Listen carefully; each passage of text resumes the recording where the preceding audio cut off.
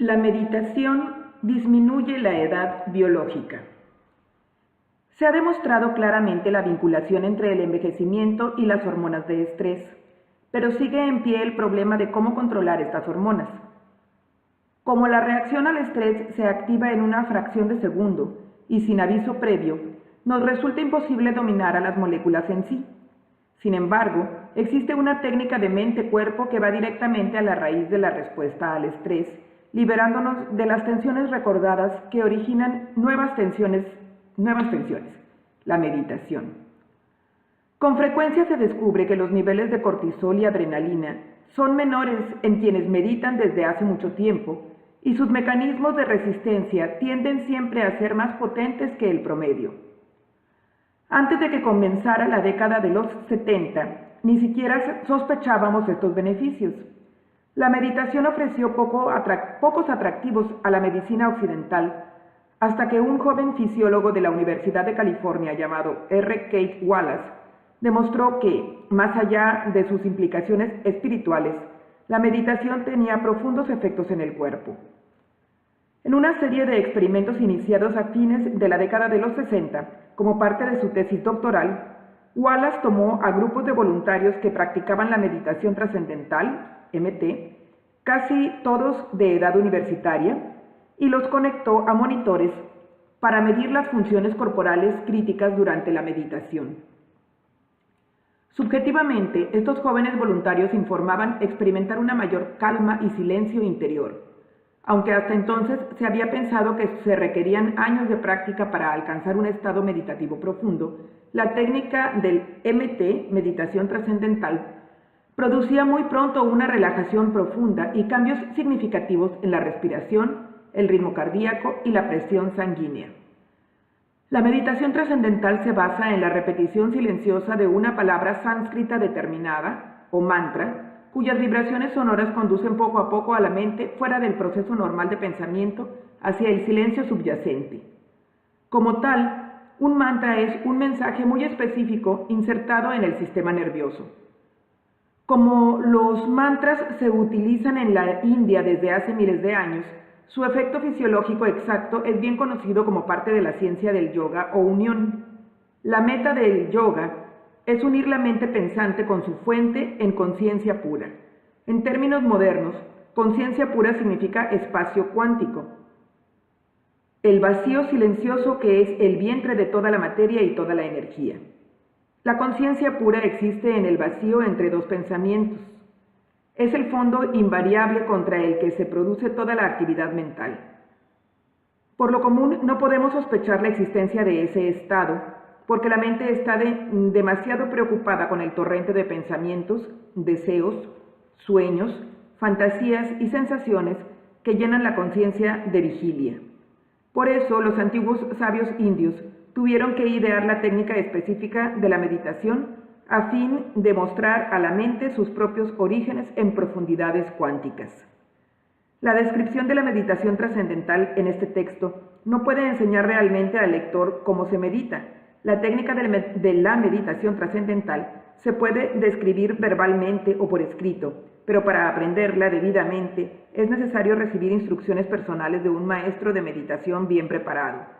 Miles de personas se inician en la técnica solo para abandonarla prematuramente. Esto se debe a que no hay desafío mayor que la relación íntima con uno mismo, abierta por la meditación. Dedicarse a esta práctica sin darle mayor importancia casi siempre lleva al fracaso. Como los beneficios son demasiado profundos para desecharlos con tanta ligereza, he decidido, aunque con renuencia, no decir a mis lectores cómo se medita. Como resultado, quizás serán menos los que se inicien, pero se preservará la pureza y el valor de la enseñanza, tornándola mejor para quienes se inicien correctamente. Cuando Wallace inició esta investigación, la mecánica de la meditación no era bien comprendida en términos científicos. Él fue el primero en demostrar que permanecer sentado en meditación con los ojos cerrados induce al sistema nervioso a entrar en un estado de alerta en reposo, es decir, la mente se mantiene despierta mientras el cuerpo entra en una relajación profunda. En la jerga de la fisiología, Wallace llamó a este estado vigilia hipometabólica para indicar que el metabolismo del sujeto decrecía aunque se mantenía la conciencia de vigilia. A su descubrimiento, el estado de alerta en reposo generó considerable curiosidad en la profesión médica, que hasta entonces había considerado como opuestos el descanso y la alerta. El sueño es un estado hipometabólico en el que decrece el consumo de oxígeno, el corazón late con mayor lentitud y la conciencia se borra. El estado de vigilia, por el contrario, se caracteriza por un mayor consumo de oxígeno, un ritmo cardíaco más rápido y una mente alerta. Wallace descubrió que en la meditación se unían estos opuestos. Aunque los sujetos meditantes se mantenían lo bastante alerta para oprimir un botón cada vez que trascendían, es decir, cuando experimentaban la conciencia pura, caían en un estado de reposo 2 veces más profundo que el sueño más profundo. Más aún, lo hacían con mucha celeridad. Generalmente, antes de transcurridos 10 minutos después de cerrar los ojos, en contraste con las 4, 5 o 6 horas que tardamos en lograr la relajación más profunda cuando dormimos. Comenzando en 1978, Wallace investigó los efectos de la meditación en el envejecimiento humano. Utilizó 3 marcadores de la edad biológica como resumen del proceso de envejecimiento en su totalidad: la presión sanguínea, la visión a corta distancia y el umbral de audición, todos los cuales declinan típicamente con los años. Pudo demostrar que todos estos marcadores mejoraban con la práctica de la meditación trascendental a largo plazo, indicando que, en verdad, la edad biológica se revertía. Los meditadores que practicaban la técnica regularmente desde hacía menos de 5 años tenían una edad biológica en término medio 5 años inferior a su edad cronológica. Los que meditaban desde hacía más de 5 años eran 12 años más jóvenes de lo que indicaba su edad cronológica. Estos resultados eran tan válidos entre los sujetos más jóvenes como entre los de mayor edad. Investigaciones posteriores sobre el estado general de salud de 2.000 meditadores en un plan de seguros de grupo confirmaron que gozaban de notable buena salud en todos los grupos de edad. Quienes practicaban la meditación trascendental, visitaban al médico e ingresaban en hospitales una vez por cada 2 de quienes integraban el grupo de control.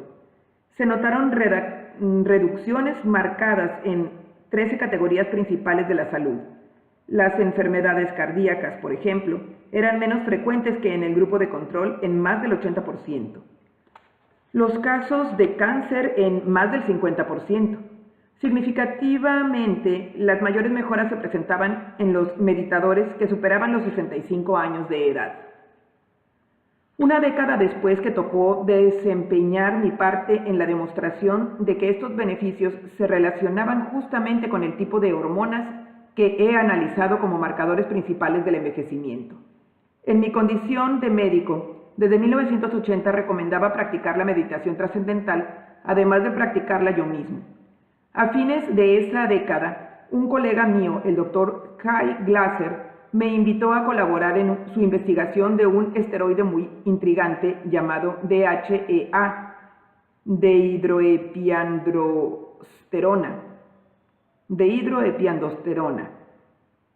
androsterona. La DHEA es una sustancia abundante, pero que apenas conocemos vagamente, segregada por la corteza suprarrenal. Circula en la sangre en cantidades miles de veces mayores que ambas hormonas sexuales, el estrógeno y la testosterona.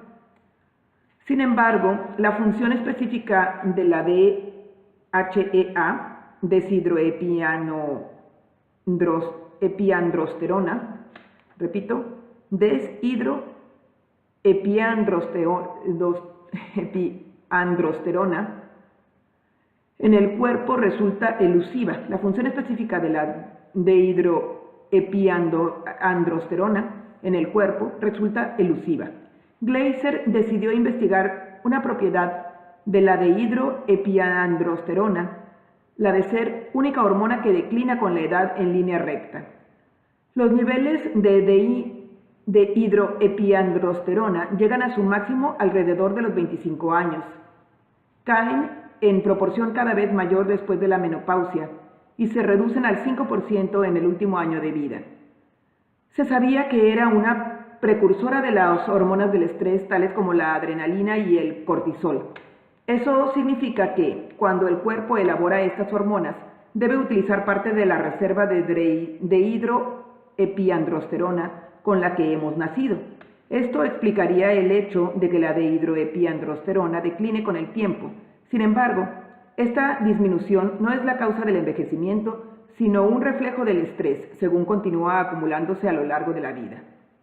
A fines de la década de los 80, se produjo un gran entusiasmo cuando Arthur Schwartz, bioquímico de la Universidad de Temple, administró dehidroepiandrosterona a ciertos ratones y observó una notable reversión del envejecimiento. Los ratones viejos recobraban el vigor juvenil. El pelaje volvía a ser lustroso y suave. Desaparecían cánceres incipientes, fueran inducidos por medios artificiales o por causas naturales. Los animales obesos recuperaban el peso normal, aumentaba la respuesta inmunológica y los afectados de diabetes mejoraban drásticamente. Se inició la carrera para patentar una versión de la molécula de dehidroepiandrosterona, si bien existía un preocupante riesgo de efectos colaterales graves, como con todas las hormonas, y no resultaba útil administrarla por vía oral, pues se descomponía en el aparato digestivo.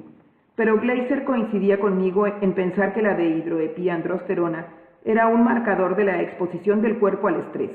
Sabemos que con la aceleración del estrés aumentan los glucocorticoides, disminuyendo al mismo tiempo la reserva de dehidroepiandrosterona. Por otra parte, los niveles altos de esta hormona se asocian con una menor incidencia de trastornos en la arteria coronaria, cáncer de mama y osteoporosis. Esto tiene sentido porque todas estas dolencias del envejecimiento se pueden asociar con una excesiva respuesta al estrés. También se asocia el nivel alto de dehidroepiandrosterona con la mayor supervivencia y la disminución de fallecimientos por cualquier tipo de enfermedad en los hombres mayores.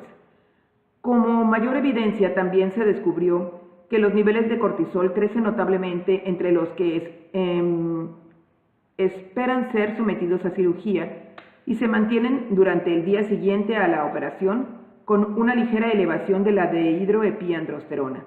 2 semanas después, el cortisol sigue alto, pero la dehidroepiandrosterona ha disminuido, apoyando la teoría de que la reserva de esta hormona ha sido reducida por la tensión nerviosa. La conclusión lógica de esta evidencia es que, si alguien puede mantener elevados sus niveles de dehidroepiandrosterona, su cuerpo debe estar resistiendo al estrés y, con menos reacciones al estrés, se debería retardar el envejecimiento. Había allí una explicación de por qué quienes practicaban la meditación trascendental presentaban un menor envejecimiento biológico. Al parecer sí.